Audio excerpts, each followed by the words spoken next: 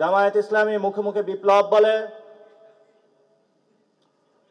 অন্তরে তাদের আওয়ামী প্রীতি হলো বিরাজ করে। আমাদেরকে ভয় দেখানোর প্রচেষ্টা করা হয়। ভয়টা বাংলাদেশ থেকে দেখায় না, লন্ডন থেকে দেখায়। আমরা যদি একটি জাতীয় সরকার গঠন করতে পারতাম, সকল দল যদি অংশগ্রহণ থাকতো, বিপ্লবী একটি সংবিধান বানাতে পারতাম, তাহলে দুর্নীতির যে মাস্টারমাইন্ড তার পাল্লায় বর্তমান দেশ যে পরিস্থিতি আছে এটা পড়তে হতো না। ওই সময়ে বিএনপিও ছিল ক্যান্টনমেন্টে, জামায়াত ইসলামী ছিল।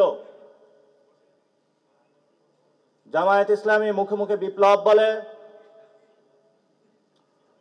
অন্তরে তাদের আওয়ামী প্রীতি হলো বিরাজ করে। ঢাকা বিশ্ববিদ্যালয়ের মতন সেকুলার জায়গায় যখন তারা বাংলাদেশ থেকে দেখানোর চেষ্টা করেছিল যে আমরা ইনক্লুসিভ রাজনীতি করি, ছাত্ররা তাদেরকে ভোট দিয়েছিল। তারা কিছু ভালো কাজ করেছিল, তাদের রেজাল্ট তারা পেয়েছে। যখনই ডাকসু রেজাল্ট আসলো, 2 মাসের মাথায় তাদের মুখোশ উন্মোচিত হলো। এখন তারা ঢাকা বিশ্ববিদ্যালয়ের ছাত্রদের ভোট নিয়ে হেলিকপ্টারে ঘুরে ঘুরে হলো জামায়াত ইসলামের প্রোপাগান্ডা করে বেড়াচ্ছে পুরো বাংলাদেশে। এমন বিশ্ববিদ্যালয়ের প্রতিনিধি আমরা বাংলাদেশে দেখতে চাইনি। আমরা বাংলাদেশের মানুষকে বলতে চাই, 1 থেকে 6 পর্যন্ত বাংলাদেশের যে বিশৃঙ্খল পরিস্থিতি আপনারা হলো সেখানে পর্যবেক্ষণ করেছেন। তাদের ব্যর্থতার কারণে 1-11 একটি সরকার বাংলাদেশে এসেছিল, যে 1-11 সরকারের মধ্য দিয়ে 15 বছর এমন কোন বাংলাদেশে কোনো তরুণ ছাওয়াল ছিল না যাদের উপরে বাংলাদেশের কোনো জেল জুলুম নির্যাতন নেমে আসে নাই। 1 থেকে 6 ব্যর্থতার জন্য যেমন বিএনপি দায়ী, গত 15 বছরে শেখ হাসিনার এই যে দীর্ঘ শাসন, এটার পিছনে বিএনপির ব্যর্থতা অনেকাংশে বড় দায়ী।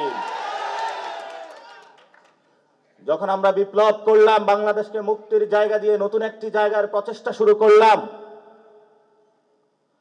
তাদের এই ব্যর্থতার যে রং ইতিহাস, এই দীর্ঘ ইতিহাসকে তারা আবার কন্টিনিউশনের জন্য উঠে পড়ে লাগলো।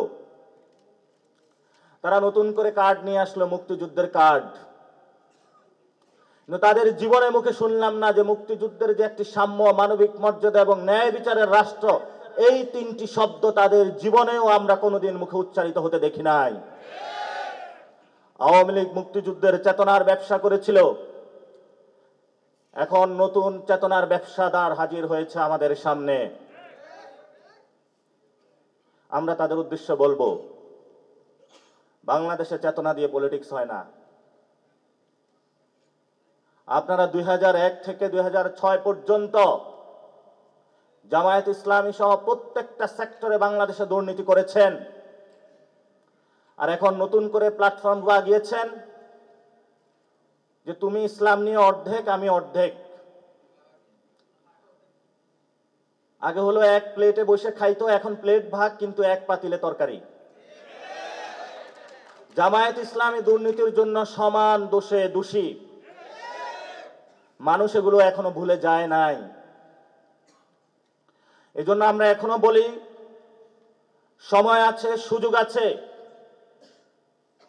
একটি সাম্য, মানবিক মর্যাদা এবং ন্যায় বিচারের রাষ্ট্র গঠনের যে মানুষ স্বপ্ন দেখিয়েছে, সেই স্বপ্নে আপনারা আগ্রহী হন, কিন্তু তাদের কথা কানে যায় না।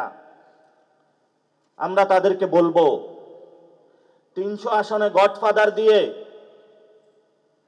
শেখ হাসিনা পাবেন, কোন জায়গায় আপনি স্বপ্ন দেখতে পাচ্ছেন, সেই স্বপ্নটা আমরা একটু বুঝতে চাই। কয়েকদিন আগে তারা বলল যে তারা নাকি বাংলাদেশে নাকি দুর্নীতি হলো রিমুভ করবে বা দুর্নীতি হলে শেষ করবে। বাংলাদেশের ইতিহাসে সবচেয়ে বড় একটি জোকার একটি কথাবার্তা হয়েছে এটি।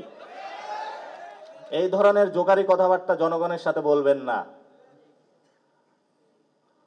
এক চোর চুরি করে, বলে আমি চুরি বন্ধ করব।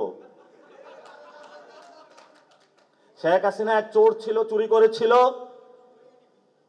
এই চোরের সম্পদগুলো রাষ্ট্রীয় কোষাগারে জমা না দিয়ে দিন দুপুরে ডাকাতদের মতো হায়ানার উল্লাস করে পুরো বাংলাদেশে এই 300 গডফাদার দিয়ে তারা মানুষের সম্পদগুলো রাষ্ট্রীয় কোষাগারে জমা না দিয়ে জনগণকে এখন ভোট ব্যাংক কেনার ধান্দায় তারা মানুষকে প্রতারিত করার জন্য প্রচেষ্টা চালাচ্ছে। আমরা বলবো শেখ হাসিনা যেগুলো চুরি করেছে, এক চোর চুরি করেছে মানুষ থেকে, আরেক চোর গিয়ে তাদের থেকে চুরি করেছে, এটা তো আরো বড় চোর।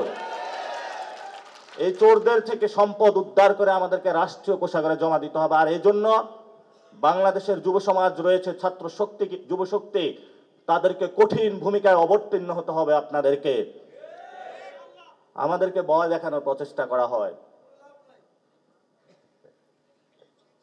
ভয়টা বাংলাদেশ থেকে দেখায় না, লন্ডন থেকে দেখায়।